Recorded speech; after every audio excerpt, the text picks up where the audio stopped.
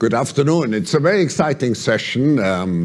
For me, I consider myself as an entrepreneur, even if I'm a social entrepreneur working for the public good.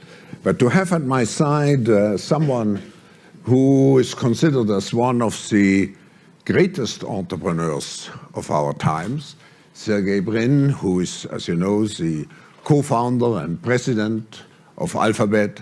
I think it's a unique opportunity to exchange some views with you.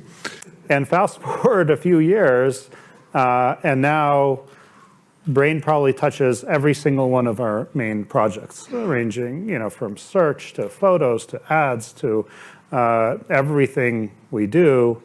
And yeah, this kind of revolution in deep nets has been very profound. Do you see also possible risks in all those fancy, if I may use this word, new means which we will have at our disposal? I think it definitely requires some thought.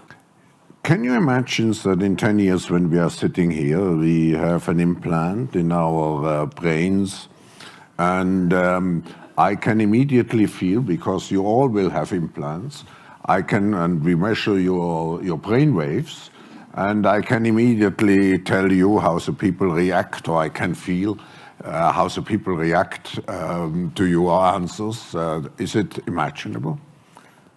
I think that is imaginable. I think I think you can imagine that. You can imagine, well, you're going to be sort of transplanted into the internet, so to speak, to live forever in a digital realm. You can imagine that you just in your biological incarnation are going to live to be some very long age. I think it is almost impossible to predict, and in fact, the evolution of technology might be inherently chaotic. We are looking at technology very often threatening our present thinking, interpretation of how the world evolves. And actually, we need new, you used the word meaning, we need new concepts to define what humanity is and what the purpose of our lives is. And we may go much more again into the direction of, people are afraid of robotization, but it may be humanization, which robotization will allow. This is a very optimistic, let's say, perception, which personally I share, but would you agree? Oh, 100%.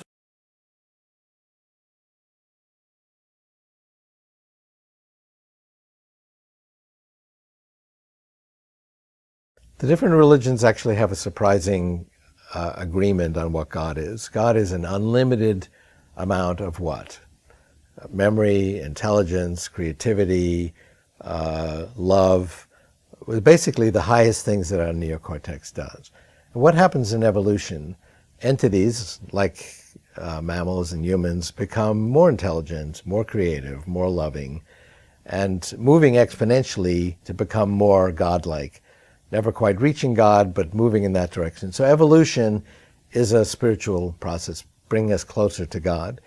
And technological evolution is now running 1,000,000 times faster than biological evolution. And ultimately, we will ultimately trillions-fold expand our creativity and our sense of humor and our ability to love, and we'll become more godlike. And that's as close as we can get to this ideal.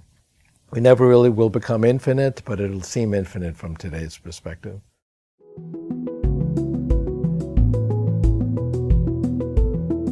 And we will literally expand not only the size of our neocortex, but the number of levels of abstraction. And those additional levels we added 2 million years ago enabled us to create music and art and humor.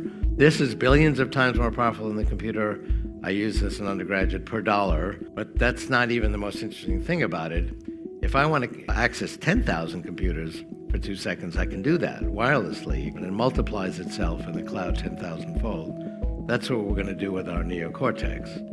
So, I'm walking along and I see Larry Page coming and say, I better think of something clever to say. My 300 million modules in my neocortex isn't going to cut it. I need 1 billion for 2 seconds. I'll be able to access that in the cloud, just like I can multiply the intelligence of my smartphone thousands-fold today. We're going to add additional levels of abstraction and create more profound means of expression. So we're going to be more musical, we're going to be funnier, we're going to be sexier, we're going to be better at expressing loving sentiments. That's my vision of what we'll do with AI.